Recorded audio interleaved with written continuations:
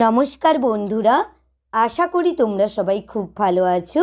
আমার স্নিগ্ধা মহাপাত্র চ্যানেলে তোমাদের সবাইকে স্বাগত জানিয়ে আজ কবি জ্যোতিরিন্দ্র মৈত্রের লেখা কবিতা ঘাস ফুল তোমাদের আবৃত্তি করে শোনাচ্ছি।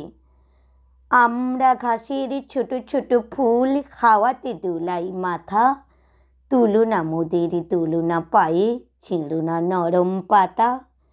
শুধু দেখো আর খুশি হও মনে, সূর্যের সাথে হাসির কিরণে, কেমনে আমরা হেসে উঠি আর তুলে তুলে নাড়ি মাথা।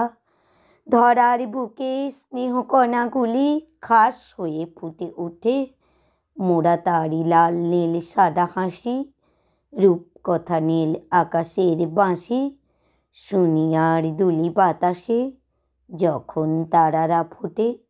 নমস্কার বন্ধুরা, আমার কবিতাটি যদি ভালো লেগে থাকে প্লিজ তোমরা আমার এই চ্যানেলটি লাইক, কমেন্ট ও সাবস্ক্রাইব করে আমার পাশে থেকো এবং আর কেমন কবিতা শুনতে চাও তা কমেন্ট করে জানো।